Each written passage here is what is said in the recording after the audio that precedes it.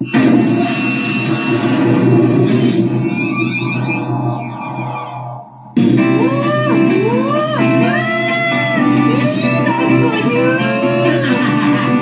janganlah bimbang, Ikhwan.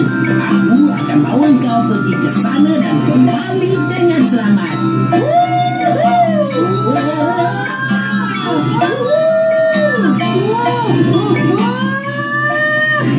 Ikhwan, kenapa kita terbang dalam keadaan terhuyung hayam ni ya?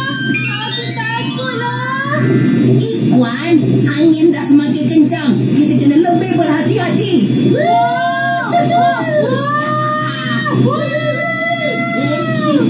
Ikhwan, pegang leher aku kuat-kuat. Jangan sampai terlepas.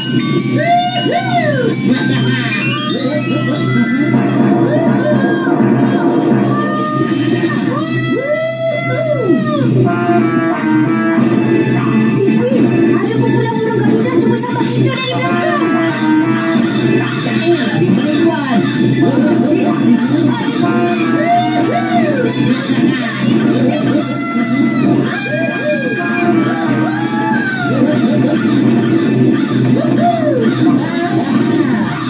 Nasib baik kamu terbang muncul tepat pada masanya.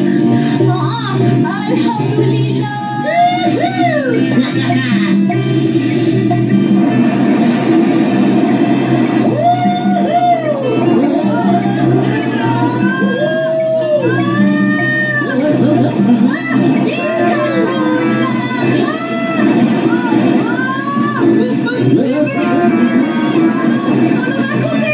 Aku takut.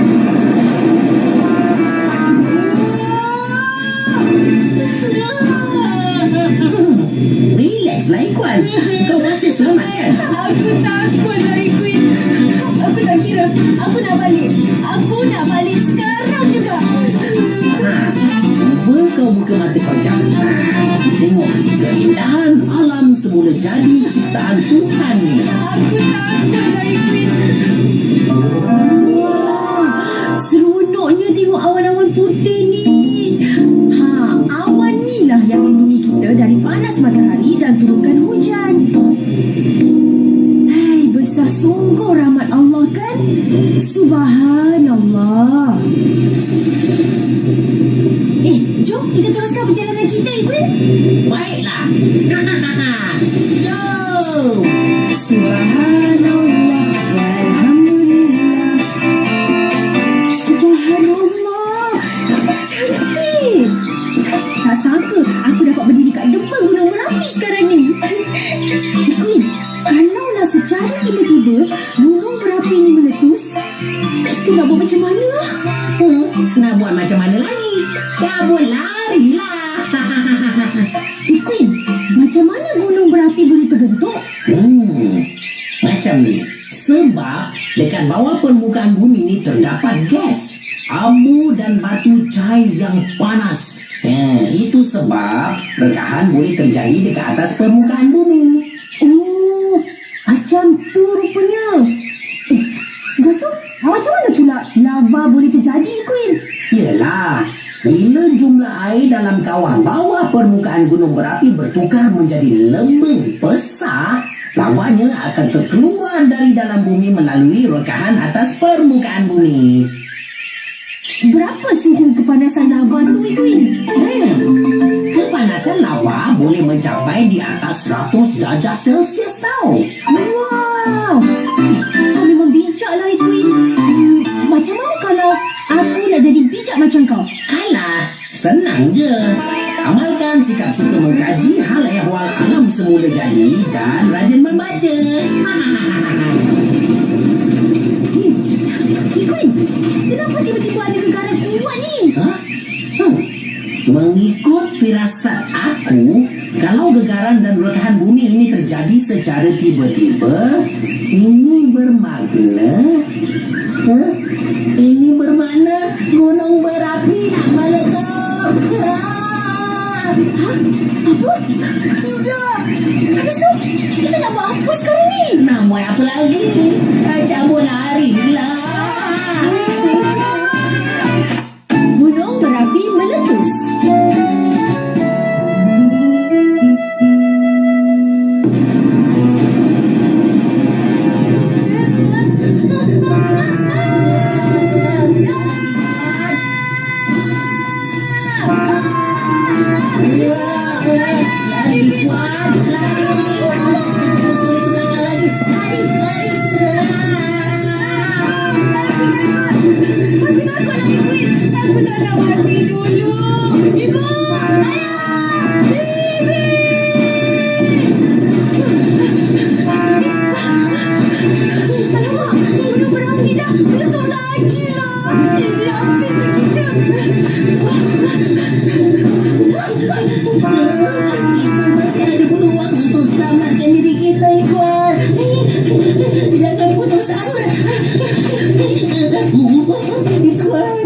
Ada lurah dekat hadapan kita.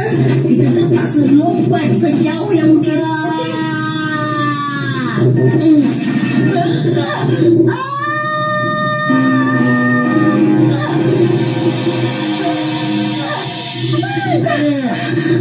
Iwan, kau jangan lepaskan tangan itu ni.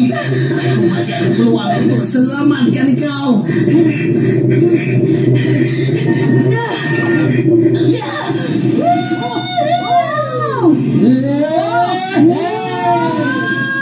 Menuju kita berdua selamat dari malapetaka yang berbahaya, Ikhwan. Alhamdulillah. Aku amat bersyukur kepada Allah. Kau masih marahkan aku lagi ke, Ikhwan? Taklah, tak marah pun. Tapi kenapa kau biarkan kita berdua berlari dalam keadaan lintang pungkang tadi? Kau kan boleh terbang? Semasa kejadian berlaku, aku lupa pula yang aku ni boleh terbang. Apa? Kau terlupa yang kau boleh terbang? Kau sedar tak yang kita berdua hampir terkorban tadi? Tapi nasib baik masa saat-saat terakhir tadi aku teringat yang aku boleh terbang. Queen, apa akan terjadi kalau aku tergelincir dalam lurah tu? Kau akan membeku dan kemudian bertukar menjadi batu. Seramnya. Seramnya? Tahu pun takut. Ikhwan, sekarang kau faham tak bagaimana gunung berapi boleh berlaku? Dah faham sangat. Dan aku takkan lupakan hari sejarah ni sampai bila-bila, Queen. Terima kasih sebab sudi bawa aku ke sini. Elek, tadi bukan main marah. Kalau kau nak tahu, aku selalu akan merapu tak tentu arah kalau aku berada dalam keadaan ketakutan. Oh, rupanya engkau merapulah tadi ya. Mana ada. Jomlah kita balik sekarang. Badan aku ni dah mula rasa bahang sangat dah. Oh, okey. Jom kita balik sekarang. Jom.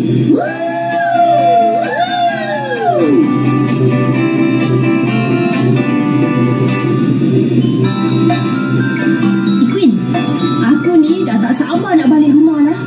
Pengalaman menakutkan tadi banyak mengisahkan diri aku tau. Kita berdua nyaris terkorban tadi. Aku pun sama, Ikhwan. Nasib baik kau tak apa-apa tadi. Walaupun pengalaman tadi tu memang menakutkan, tapi itu satu pengalaman yang tak mungkin aku boleh lupakan sampai bila-bila. Kenapa badan kau tiba-tiba terasa panas sangat ni, Queen? Alamak, janganlah perkara yang tadi ini berlaku.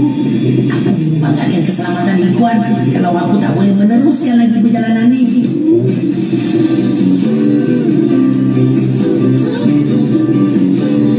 Kau nak tahu tak apa perkara pertama yang aku akan buat bila kita sampai kat rumah nanti? Apa dia, Ikhwan? Aku dah pasang niat dalam hadis masa kejadian.